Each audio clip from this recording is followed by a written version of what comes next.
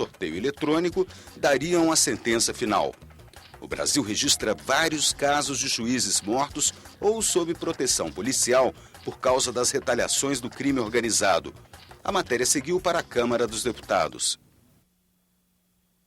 Eu acho que o Brasil é sim um país racista, é uma coisa dura.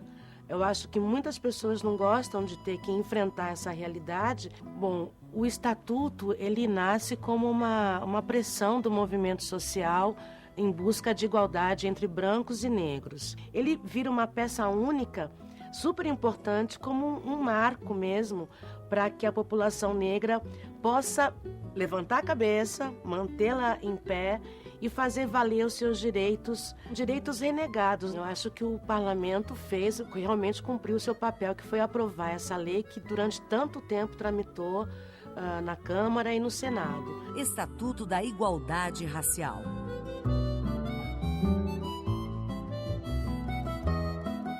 Mudou para você, mudou para o Brasil.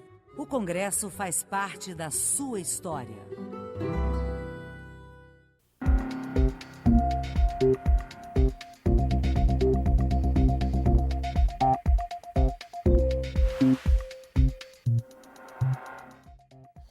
Você está assistindo ao Assunto de Estado ao vivo aqui na TV Senado. Conosco no estúdio os 3 senadores da bancada paulista que se colocaram gentilmente à nossa disposição para debater a situação dos transportes na cidade e no estado de São Paulo.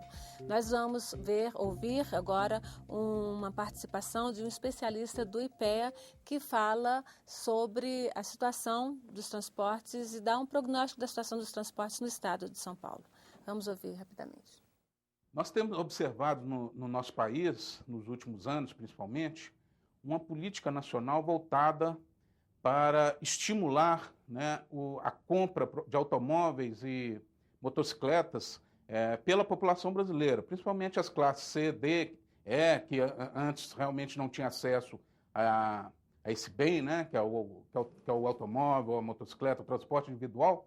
E realmente há uma política voltada de estímulo a essa compra, através de expansão de crédito, através de estímulos à indústria automobilística. A minha pergunta é como é que os municípios, as regiões metropolitanas, os estados podem fazer para contrabalancear essa política que tem aumentado muito a frota nacional e, ao mesmo tempo, tem deteriorado o sistema de transporte público. Aumentam os automóveis em 9% e as motos em 35%. E a gente fica aqui falando em transporte coletivo e transporte público.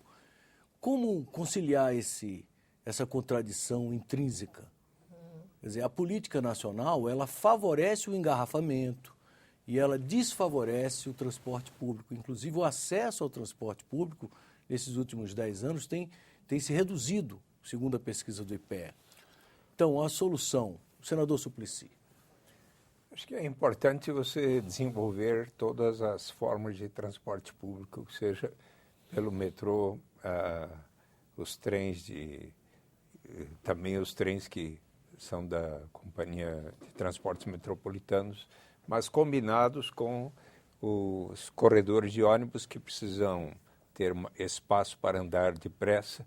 É necessário também compatibilizar e, sobretudo, com mais oportunidades de emprego próximo das pessoas onde elas estão e, inclusive, facilitar aqueles que gostam do uso da bicicleta para também combinar o uso da bicicleta com o metrô, com o ônibus, com os estacionamentos e até a facilidade que possam ter as pessoas que eventualmente queiram utilizar as bicicletas públicas, que passam a ser uma solução muito racional nas grandes metrópoles hoje, as mais diversas. Então é preciso haver uma combinação racional de todas estas alternativas para que as pessoas estejam mais próximas de seu lugar de trabalho e possam não precisar usar de tanto tempo para ir do trabalho à escola, do trabalho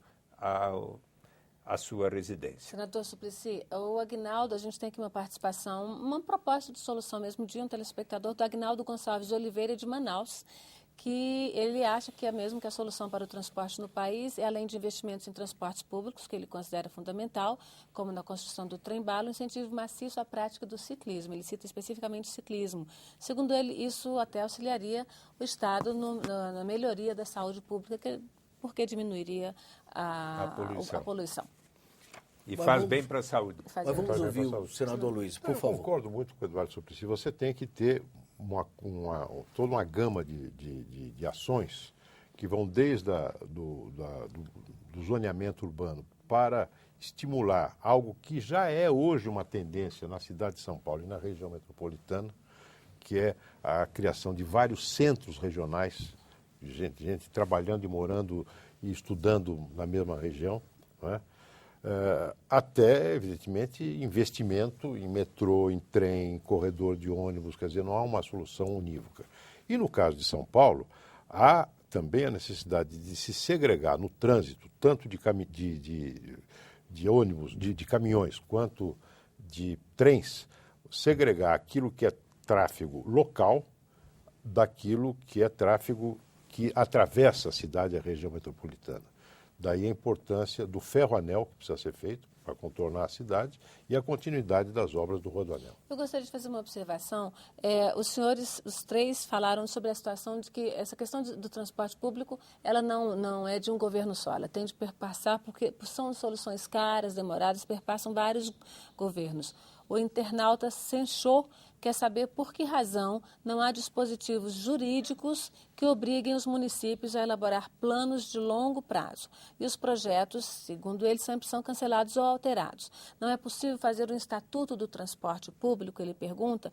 Me parece que a ideia é de que um projeto seja feito e ele seja dado continuidade. A gente não consegue fazer nem de plano diretor. A cidade de São Paulo teve um plano diretor que foi feito, acho, quando é que foi? 2003. Até hoje o plano diretor não foi aplicado. Inclusive, isso é um dos motivos pelo caos do transporte, porque um plano diretor de uma cidade, ele visa para onde a população pode se alocar, visa infraestrutura, visa escola, tudo que visa rodovias, e visa metrô, e visa corredor.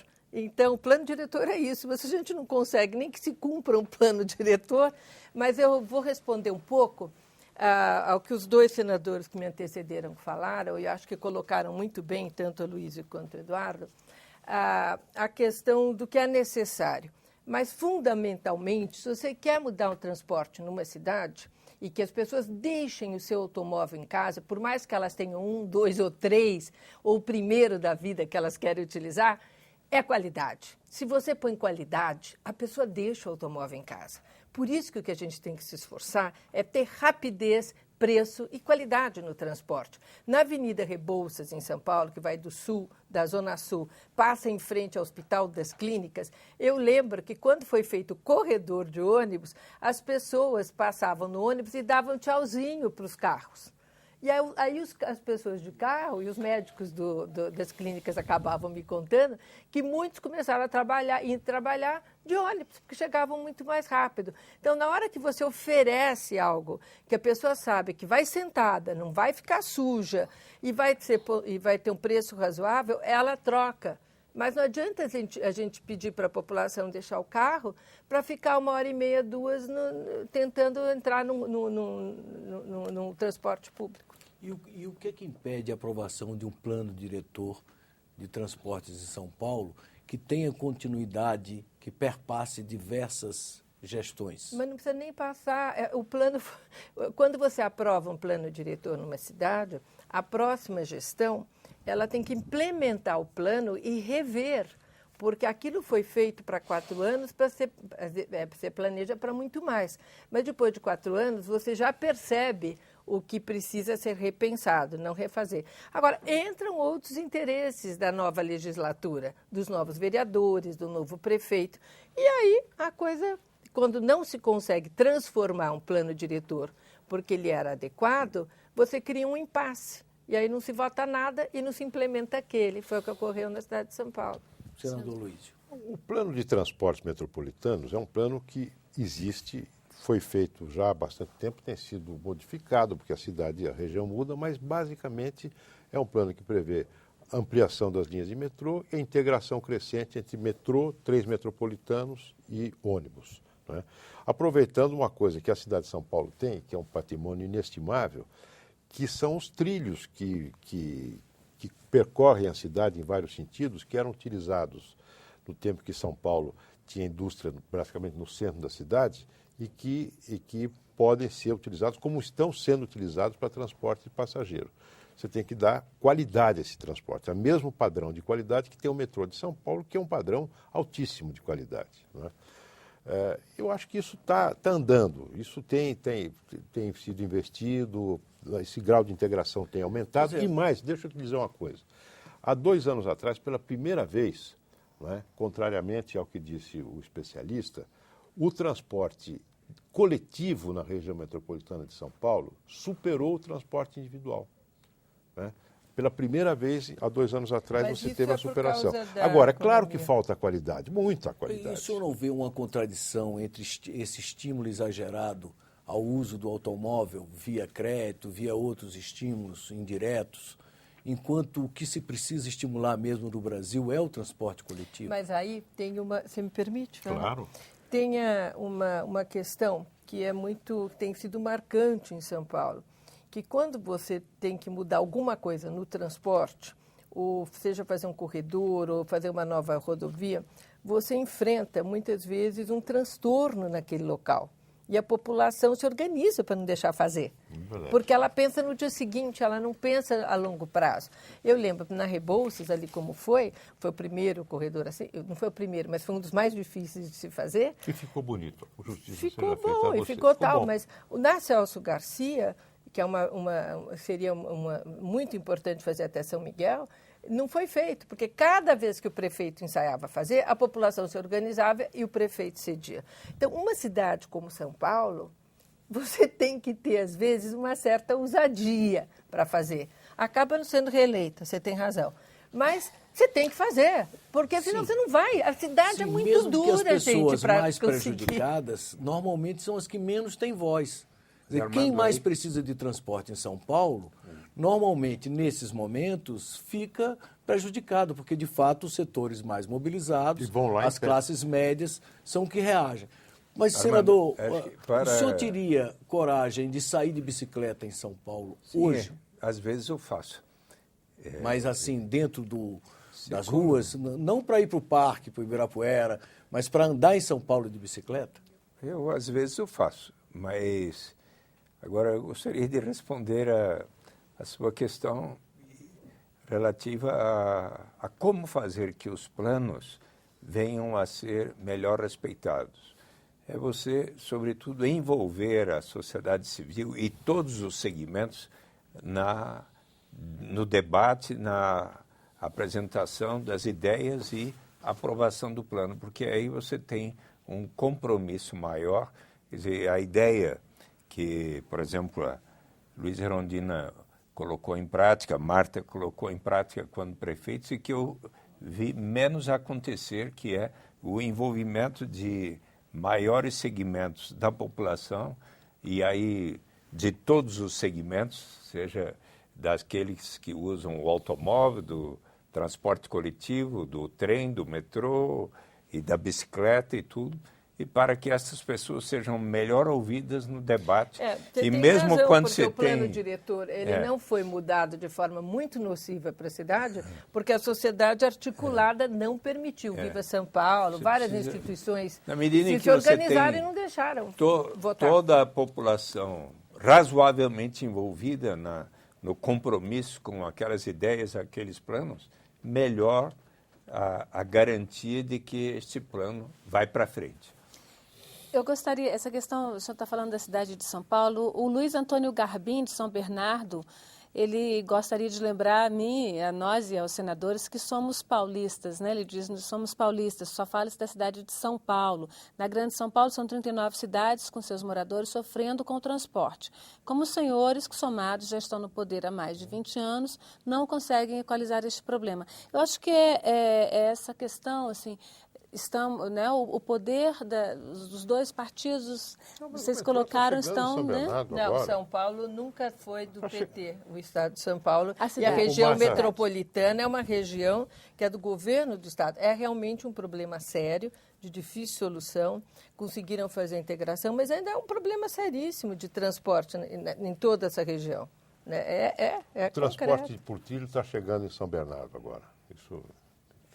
E que é preciso e aí, inclusive, nós temos uma parceria lá com o governo federal. O bilhete único metropolitano, expandi-lo de uma maneira muito melhor, e de tal forma que o habitante de São Bernardo do Campo, né, usar para ônibus e integração com o metrô também. Tem que ter integração o metrô toda e trem já tem. Você não tem os ônibus metropolitanos que estão fora. Isso aqui precisa ter uma autoridade. Mas o metrô tem pequeno, não atende a demanda da população, nem os trens, né, senador? Não. Eles, na verdade, não atendem a demanda real. Para que possa até diminuir a quantidade do transporte individual de carros. Veja bem, o metrô e o trem metropolitano atendem uma parte de consideração. 6 milhões de viagens por dia. É uma coisa considerável. Né? 6 milhões de viagens por dia.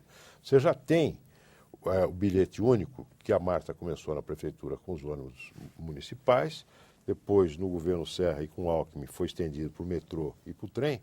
Agora um passo adiante seria integrar os ônibus, o sistema de ônibus metropolitanos, para poder você ter um instrumento de planejamento das linhas de ônibus muito forte na mão. Levará em conta o cidadão de São Bernardo, de Osasco, esse é o passo que de falta. Guarulhos e assim das por diante. 30 e tantas cidades que estão ali. Nós temos que ter uma autoridade metropolitana de transporte. Isso aqui faz falta em São Paulo. E aí talvez seja preciso até mudar a Constituição, eu não sei.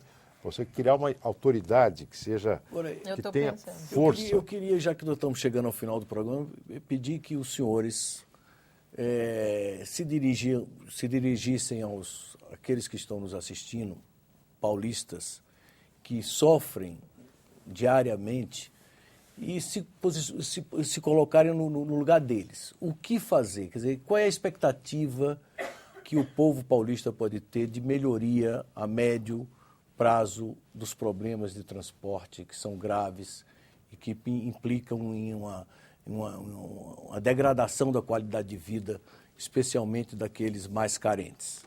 Senadora Marta.